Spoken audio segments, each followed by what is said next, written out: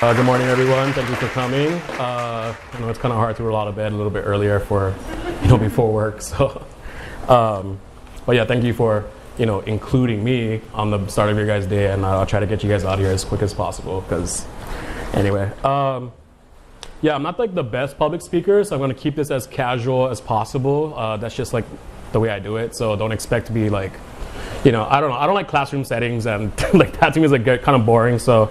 Forgive me if I'm not as formal or whatever as you guys may have expected, but it's just the way it is. Yeah, so I'm stoked to be here. I think Creative Mornings, like one of my friends are here that told me about it a few years ago. And it's kind of cool that it kind of like full circle now. It's here in Honolulu, so that's kind of like exciting, Yeah, so I think it's important to, continue to talk about having creative forces come together, as well as that being something that sustains for the future for all of our careers, as well as the future to come. People that look up to us or that kind of thing. So I think that's very important to kind of be consistent. So a little background about me: I'm born and raised here from the West Side. I lived in Macau my whole life, and then I actually moved out to town. What is this year? Probably like it's gonna be 10 years now. So that's kind of weird to think about, actually, but yeah, so I've been doing design since like 2008.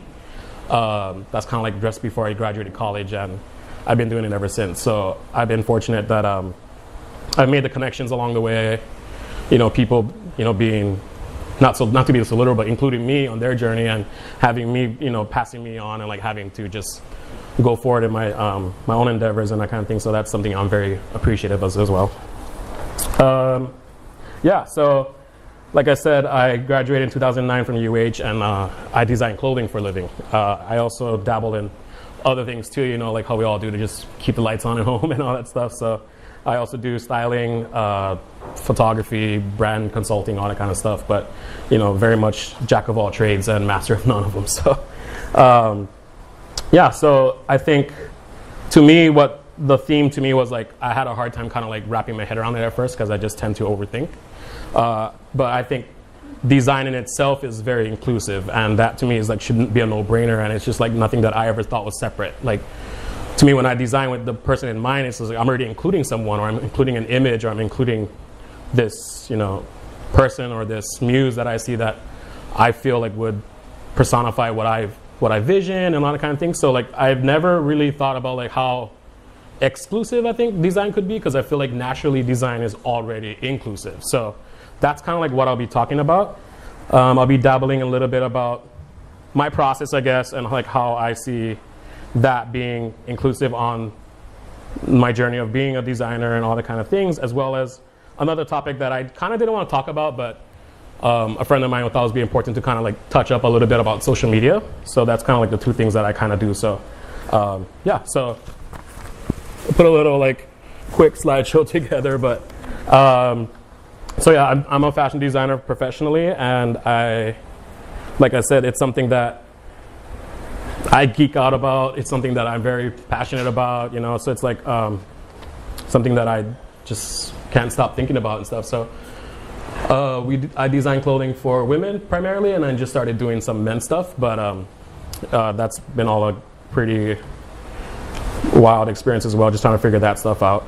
And again, with just inclusivity with design, I feel like I've always considered every body type, every race, I guess, but because to me, like growing up here too, like that's the advantage we have. Like I don't really see a different individual. Like I'd rather celebrate the minority than the majority, and I don't know, like to me, like that's just something that I feel like it's natural, and it should always be natural when it comes to design. And I feel like including everyone on this would be something that I feel like it's just important for growth, as well as just the brand in itself. And just, I don't know, like I said, I just didn't think that it was ever separate for me. So like it's something that I feel like it should always just be natural, and again, you can just move forward with that. Even when it comes to like age groups and stuff like that, my demographic goes from like 15-year-olds to like 67-year-olds. So like I just really don't see the difference in trying to like, just cater to one kind of audience. Let's see. So yeah, as like I said, like I'm a one-man show. I pretty much do everything myself, from concept to production, to post-production, to the garment making, and all the kind of things. And I mean, I've had manufacturers in the past, and that helped. And it's important to include people on your profession, and that way you can help, build your brand, and then obviously make sure that's sustainable towards the future goals that you have for your brand as well. And for me, it's interesting because I actually have like more, I guess you could say, like more motivation when it comes to actually customizing a certain piece for a customer, or collaborating in that sense of like what the customer wants and meeting their needs at the same time. And at the same time, it's how do I kind of like maintain a more, not necessarily mass production kind of thing, but like dealing with growing my demographic, growing my customer base, whether it be locally, internationally, and obviously that's manufacturing, which I've had done before, but it just seems that it feels more special when I get to do like more of the intimate stuff. But I do 2 other brands as well, so like when we're doing that, it's like I kind of get my creative outlet, or like the more business outlet of dealing with more of a mass crowd, because of the fact that that's the way that business is kind of like leaning towards. So so I also do like, I take all the photos myself now, just because like I can't afford to keep like hiring photographers and all that kind of things. And again, it's just, to me, that's importance of like collaboration. And that to me is like something that is very much the foundation, I feel like, of what can push design and anything creative forward. Because at the end of the day, you really can't do everything yourself, but I try to, just because I personally have control issues, and I just like to maintain like a consistent aesthetic as to like what I present. So for instance, like we shot this whole campaign for my recent collection, and the makeup artist is my friend. This girl modeled in my fashion show at the time, and she was looking to like just have fun, and I think that's what it should be at the end of the day, and the photos are great. And but I do know like the next step would be like to obviously get other people involved and all that kind of things, and that's where I'm kind of like at my I don't know, that's where like kind of where I'm at right now, where like try to like hire on other people to do the things, because I'm always like burnt out and all that kind of things. So I think that's important to kind of like stay above water, and that way you can move forward. So speaking of collaborations, I think that the few things that we've done throughout the years, so I've collaborated with Fighting Eel in 2013, and that was like a pretty cool experience. I designed all the cuts. Another friend of mine actually designed the prints, and they handled all the manufacturing. And so that was like my first like design collaboration, and I think that I learned a lot from this process. I've learned to let go a lot of my own steps as to how I go about things, and so that was like a really great learning experience for me. A more recent one we kind of did was with Jana Lam, and this all happened to be when I was actually shooting their campaign, and the model just had like one of the cover-ups like draped along her knees, and I was like, oh, that'd be cool as pants, She's like, oh, just take some and try to see like what's going on with that. And like we made pants, and then again I shot them, and like people just went crazy. Again, it was something I didn't even expect, and so like these little surprises are always nice along the way.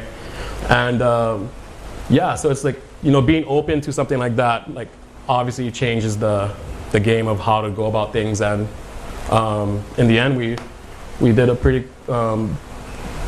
It was a pretty big thing. I mean, I wasn't expecting anything of it, and it was just went way beyond my expectations. So I think it's really important to stay open to change and collaboration. These things are like not really collaborations, but like things that obviously take more of a team to kind of like help you with. So we recently had an event at the fashion show at High Sam, and that piece there is the piece that I made that was based off of a shibori type of silk embroidery kind of thing. I forget her name, but that side of the museum is all either local or they're all based in Honolulu artists. So in the sense when we did that, it was like a little bit of a inspiration piece based off of the museum, and the sales from that piece actually went to help with the foundation that they have there. And back in 2014, a good friend of mine, Kuhao, his dad owns a Aloha shirt company in Hilo, and he was like, hey, we have all these scraps, and we don't want to just toss them, and they do like a annual like scrap sale, and they have like just all the scraps that people come and they make quilts and all that kind of things. So I said, sure, I'll take some, and he just gave me like the load of it, and I ended up making these travel bags at the time, and I lined all the bags with the fabric, and again, it was something I didn't expect, and then Honolulu Magazine, kind of helped me out with that, and it was another, like, it was a crazy thing. I don't know, but yeah. So I'm just saying, like, collaboration is very important, and people just want to be competitive or like social climb and like try to like just use you, but I think that's important to kind of like stay grounded and be open to change. And I'm not saying team up with everybody, but like at least try to be, just be more open about like possibilities. And I think I'm just speaking from experience because I'm a very like, nah, I got this. Like, I can do everything, but really I can't. So I mean, with that being said, I think that it would be the future of how I see design myself working in different mediums as well, not just fashion, whether it be graphic design, writing, magazines, all the kind of things that's very important to me, that I see that will be the force that we follow in the future of design in the creative community. Okay. Oh, okay, so this is my cue to talk about social media. This is one of my favorite Instagrams. I always post their things on my feed. It's called We're Not Really Strangers, and it's more of like they do a lot of like real life talk, and I feel like that's very important to me. Transparency and honesty to me on social media has been not necessarily looked down upon, but it's like not cool enough to do, And to me, like, I don't know, like that's how I do my social media. I'm as honest as possible. I try to be transparent as possible.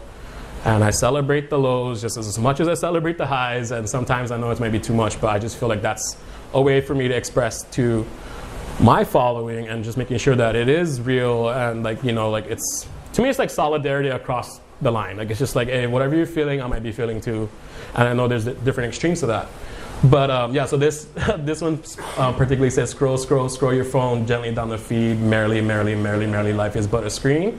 And to me, the reason why it hit me is because like, holy crap, like, I would be lying if I wasn't saying like, I'm obsessed, or like it's something that's naturally my morning routine where I wake up, drink some water, I'm already on my phone, like, so it's like something that kind of scares me in a sense, but so in a way, like, I feel like, so when it comes to this presentation, it's like, I feel like it is important to talk about social media and not just brand presence and not just like personal experiences, but I think that what we are responsible for, as well as what we put out there, like, we really have to own it, and we really have to like back it, and just know that people are watching, even though you feel like you're not. And it doesn't, like I said, it doesn't even matter how much followers you have, and that to me is not even important as well, because like just the way it's been these days.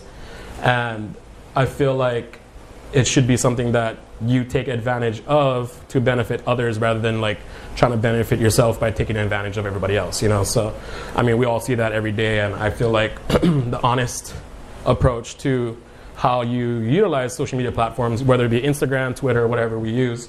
Again, I'm no expert in that field, but this is just based off of like what my experiences are and my opinions and how I feel about that.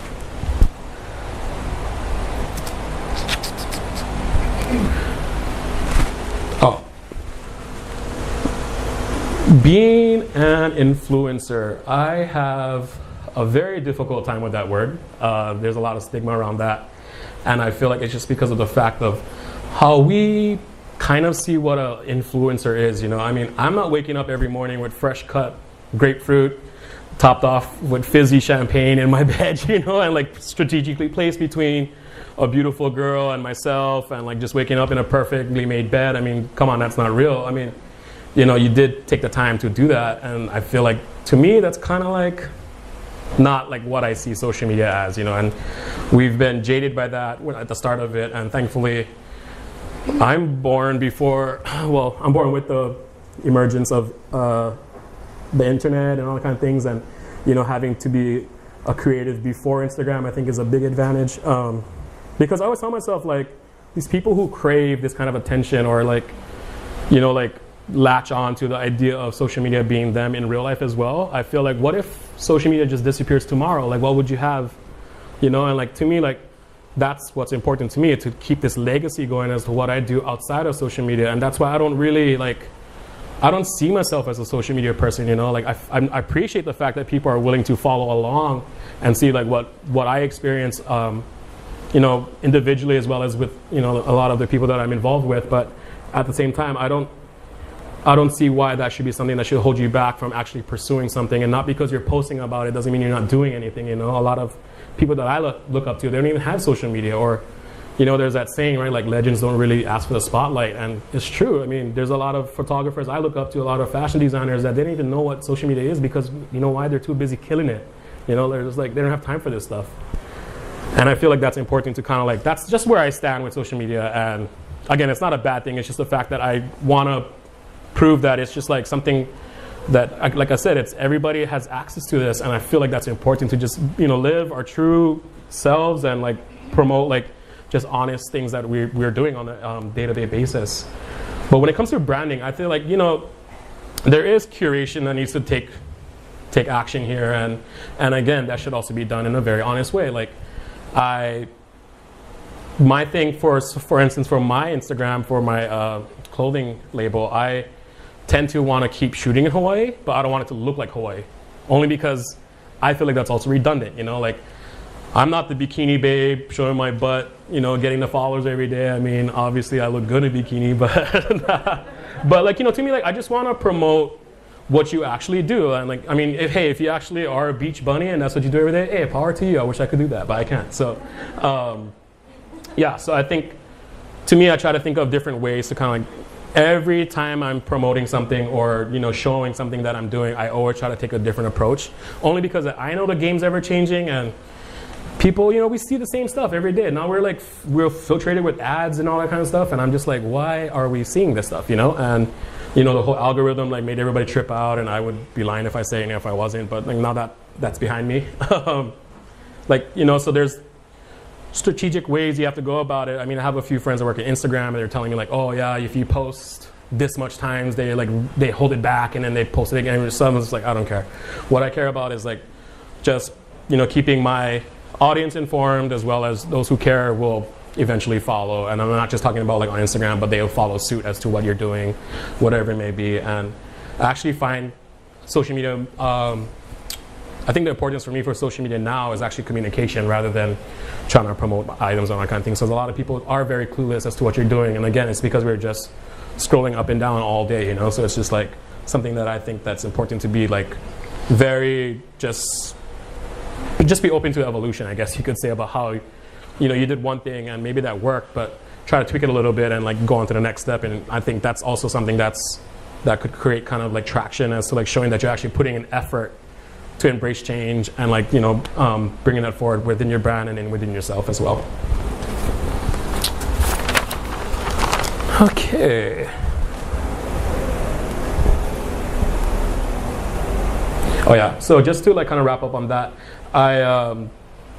you know, like I said, it's a ever-changing game every day about social media platforms. Again, not just Instagram, but I feel like I could be utilizing more of the social platforms, but I kind of don't. Like a lot of people are like, oh, do you use YouTube? Do you use this and that? I'm like, no, I ain't got time for that. So it's like, I barely have time to even, you know, manage my own Instagrams, and I have like 4 accounts. So it's like very much time consuming, and at the time I just think it's like whatever, but when you're actually starting to do it, it's kind of like takes a lot of effort, you know. And I appreciate people who actually do put a lot of effort into that and, you know, bring forward the things that they're promoting as well.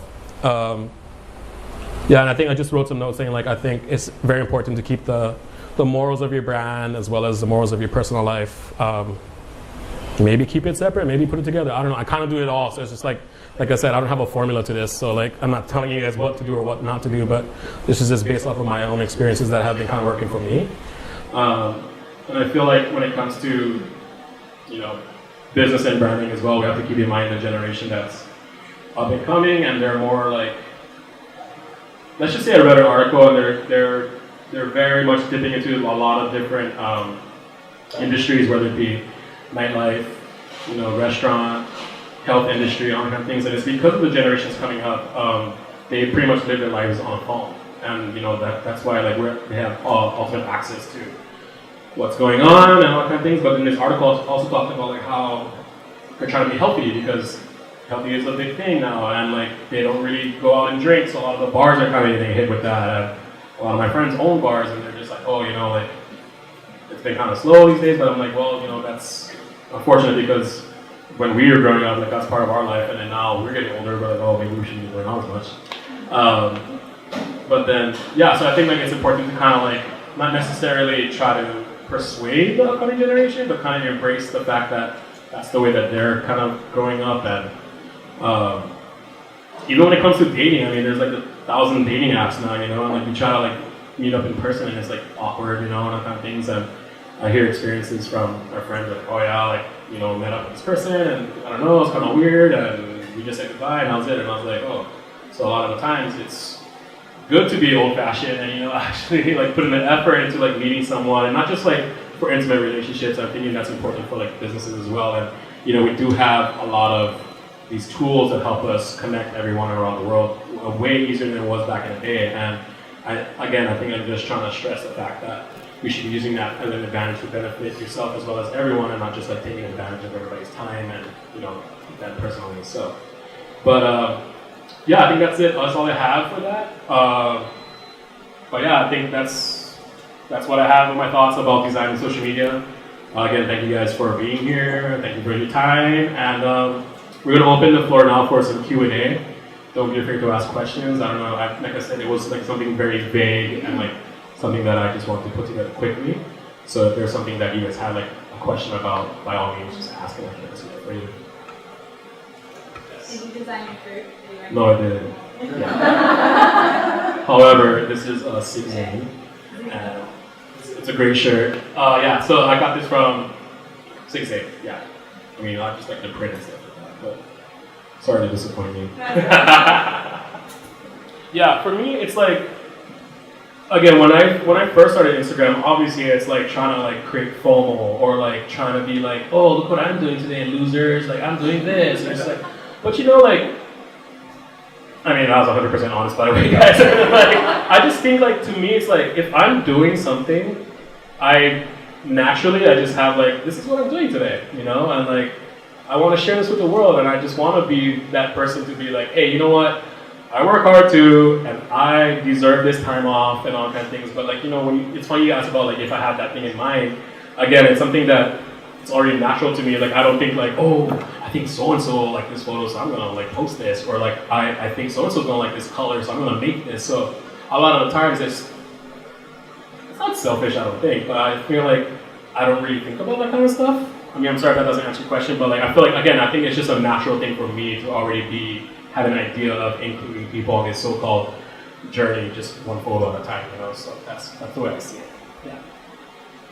Well, I think for me, being the most like unorganized creature in this world, it's very hard to say no sometimes. So I'm trying to teach myself to say no more often.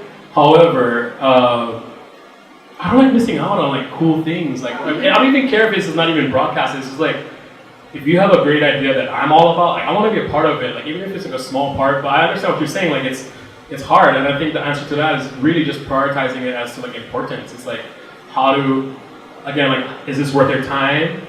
Again, if it's not even like monetary, like, you know, like time is, you know, something that, you know, we kind of like have limitations to, but at the same time, it's like, you know, like how would that benefit both parties is how I see it, or like how, like, am I burning myself out with this, or, you know, that kind of thing. So that's just kind of like a few things that run through my mind, and a lot of the times I am saying no, and I guess that's in reference to like, I don't know, like I was part of this like, this newsletter thing. I'll be like, hey, we want you to promote our products, and they're like, hey, how about you do teeth whitening? And I'm like, oh hell no, you know, it's like no. So a lot of the times, you know, so that's the kind of reference I'm trying to make. It's like, you know, like, is it really you? You know, like, is it really something that you want to do? And I feel like, hey, if you really want to do all 7 things, like, say yes, but know that there's going to be some constraints as to like with time and, you know, just that kind of thing. So I think, again, I think it's important to do a lot of things, but prioritize it as to like how you can handle it. Because to me, when it comes to collaborations or all that kind of things, what I ultimately look at is execution. So you want to make sure that it's really executed really well, and it be, again, just worth everybody's time. Hope that answers your question. Well, my answer to you is that if you think that I'm balancing these things, I mean, I must be doing a good job at that. But no, it's a very tough approach when it comes to keeping creative, compromising creative for the client or other kind of thing. And I think to your first question, I think I'm really inspired by people. Like that to me is like the ultimate inspiration. When it comes to people, it's people traveling.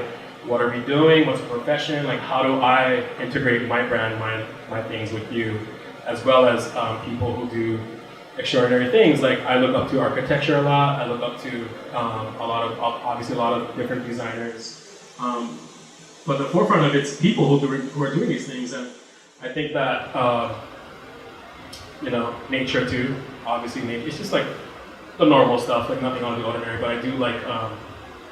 I like space a lot. I like just natural phenomena and all kind of things. But a lot of the times it is the people who kind of inspire me the most, and it's because of my upbringing about the people who made sacrifice for me to get to where I want to go. So that kind of thing is just those very human things are just very something that is the force behind of what I do. And as for juggling brand and being creative in business. Again, I don't have all the answers to this, but I try my best to be in two places at once all the time. And it's just very hard. And again, I think what the next step that I'm trying to take for my business is obviously bringing more people on as a team, especially for design as well as what am I trying to say? I guess marketing, promotions, that kind of stuff. Because again, just like you, I do everything myself from start to finish, and it's because of personal selfish reasons as well as financial reasons. It's also about just how I can do what I want to do within my limitations as to when it comes to time, money, just coordination, all that kind of stuff. With having said that, I do think it's important to make a lot of time for yourself. I do enjoy a lot of leisure as much as I do enjoy work, and I think that's important. That's where I find balance, a reset. And when I first started doing it, I thought it was very selfish and this thing is ever growing, or you're trying to grow this and you're taking time off, what's your problem? I'm no, if I don't take time off, I'm going to be burnt out. I'm going to be over it. And trust me, there's days like that. I'm I quit today. I don't know, maybe I quit tomorrow too. I don't know. But I take the time off and I'm oh, sick. I'm all about it again, and I'm recharge, and I find oh, that's what I needed. It's a little outlet, just a little bit you time, and I think that's very, very important. As cliche as that sounds, I think that's very important, and that whole term self-care is being tossed around everywhere, and that doesn't mean go on shopping in little nail salons and do all this kind of stuff and spa treatments. I really think that you just have a time to yourself and read a book or something. I have 7 books that I'm reading right now, and I never finish because why? Because I don't make time for them, and now I'm trying to be more intent about reading something and learning from it and all that kind of things. And yeah, I think it's important to have that reset to kind of keep that balance and keep you motivated as well as keep you just in it, because trust me, it gets crazy, and I'm not even a big thing, I can just imagine bigger companies and how they have to deal with this and the people they gotta care for and all that kind of stuff. So if I'm whining about the little things I gotta worry about, then holy crap, I don't know if I'm ready for that big thing, whatever that may look like for everybody. But yeah, I understand what you're saying. That's an interesting question too. I haven't really thought about that, to be honest. But I've been, like I said, I started off when I started, and I think the most important trait that I learned from my internship at that time was networking. I'm still not a genius at that. I'm not really good at networking, but I feel like that's the power of how you can get the word out, especially, in Hawaii, it's kind of a tall tale of just word of mouth, it's this very small town vibe, even though we are kind of on the map of being a bigger city, let's just be honest. It's just the way that, there's just little communities beyond Honolulu, and that's how you get to learn about things that's happening within your area. But I feel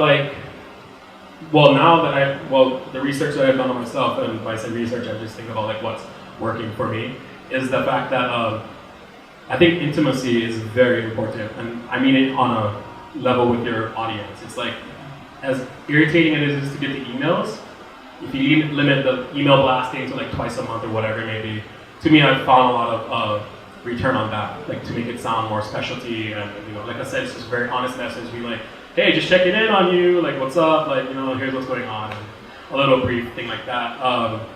But yeah, I've been very fortunate and very lucky to make the connections I've had throughout the how many years I've been doing this, and I think that we should all just be fearless to just reach out for resources. I mean, it's an abundance out there, and I still haven't tapped into all that kind of things because I have been complacent with like, oh, I can just ask this magazine, oh, I can just ask this person, but like I too have to take that leap to be like, hey, I gotta start talking to different marketing companies or other people who are on more of a global scale if that's where my end goal is, So I feel like promotion on social platforms is important.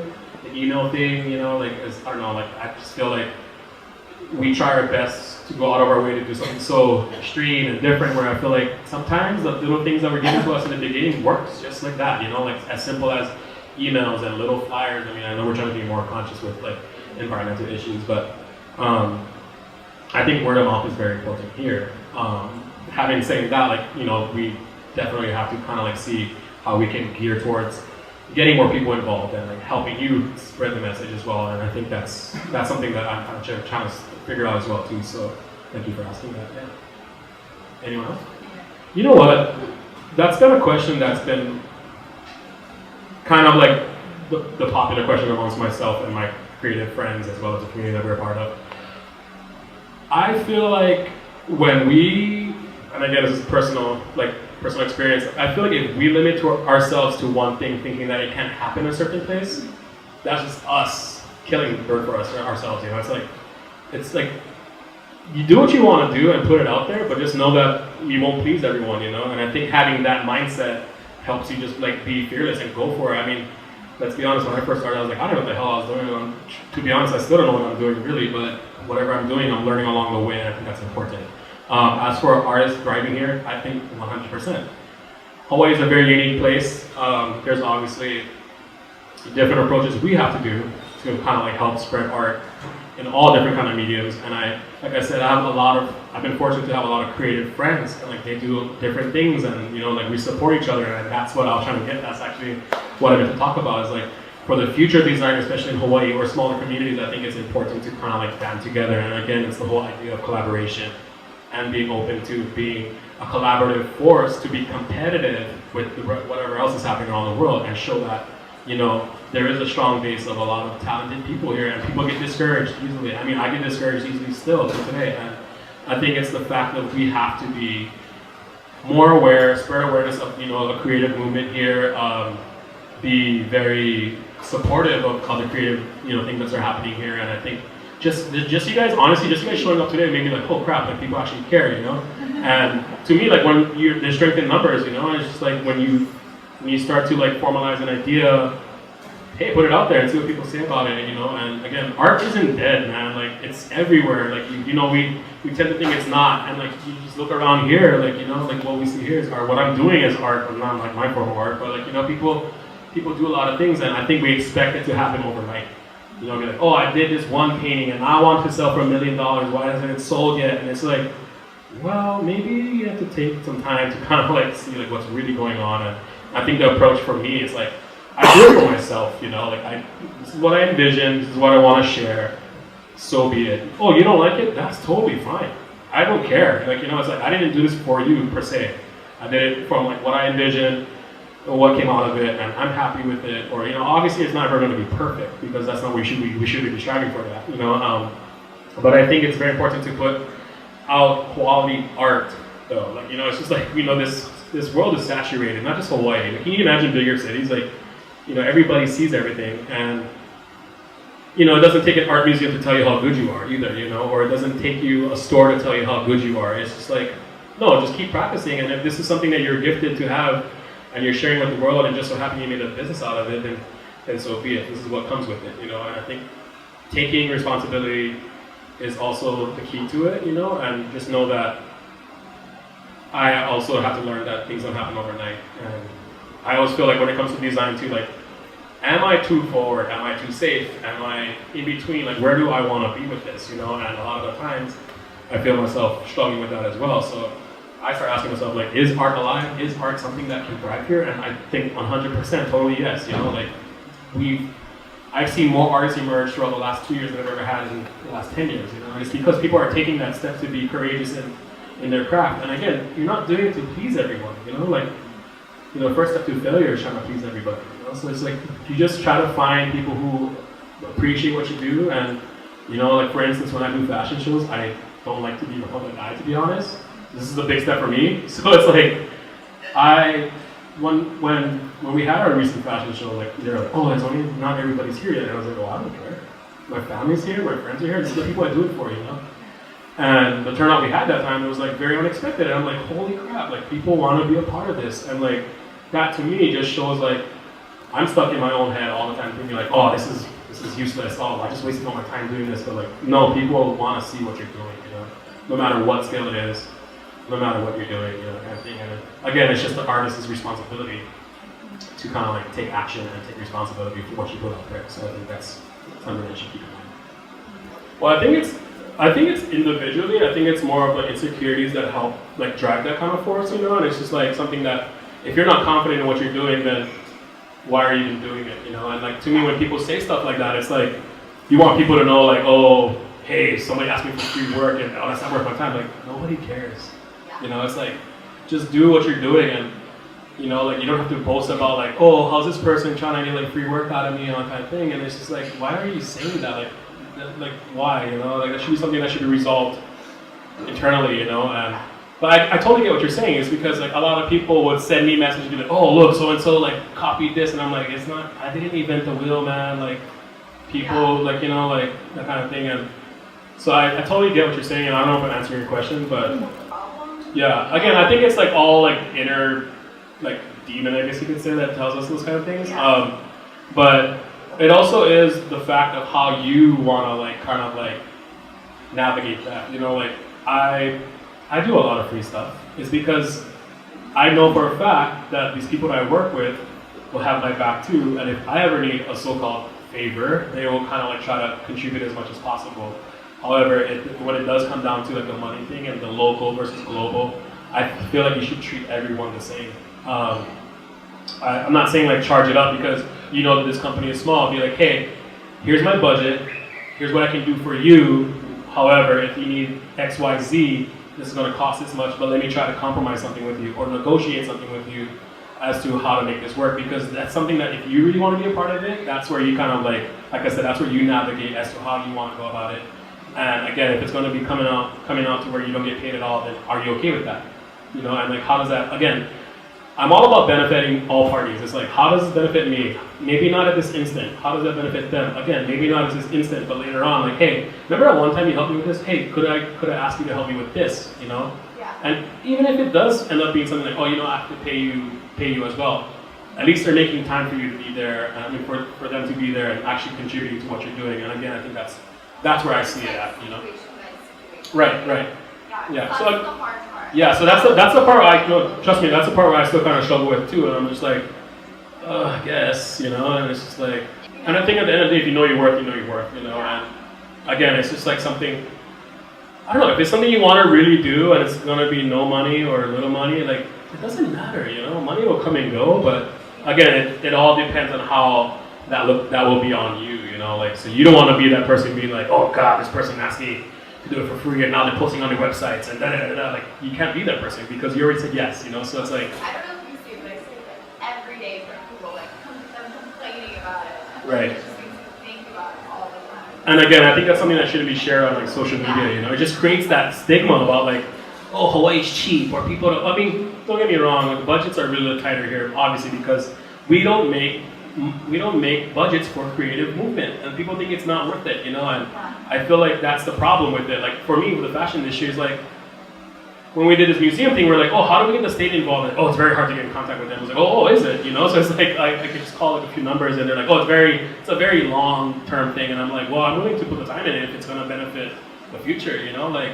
it may not just benefit me directly right now, but knowing that I put my effort into building what I see and leaving behind this legacy of having this industry be a thriving force, you know, like to me that's what's more important to me. And again, it's my free time and my things that I have to put into that, but again, it benefits everybody. So to me, that's where I see it. Yeah.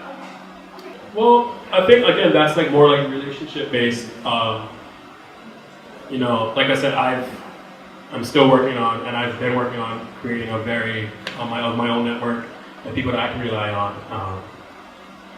Knowing that sometimes it may be little pay or actual pay, other kind of things. But again, it's all like, I can't get mad at the fact that, oh, nobody wants to do it because it's not within their means or, you know, that kind of thing. So I think for me, it's like saying yes to free services is kind of like a good thing, you know, like people complain about not having it, you know, so it's like, if there's somebody willing to help you with everything, I say, you know, try to figure it out, you know, like just go for it, you know, and if it works out, it works out, if it doesn't, it doesn't, and we do know that there are services out there that we have to kind of like pay for to help get you know, your message across, so trust me, I'm like again, like, I don't know all the answers either, but that's kind of like where I'm at as well too, so I think for that, it's just a breakdown of cost, so it's like how much you're willing to pay yourself or like how long it takes to do something, you know, so to me, that's kind of like, not necessarily common sense, but you kind of need to like figure out like, and again, it's all within budgeting and like whether a lot of companies aren't transparent already. Be like, hey, we have $5,000, like make it work. And you're like, well, this is gonna cost $6,000, you know. But like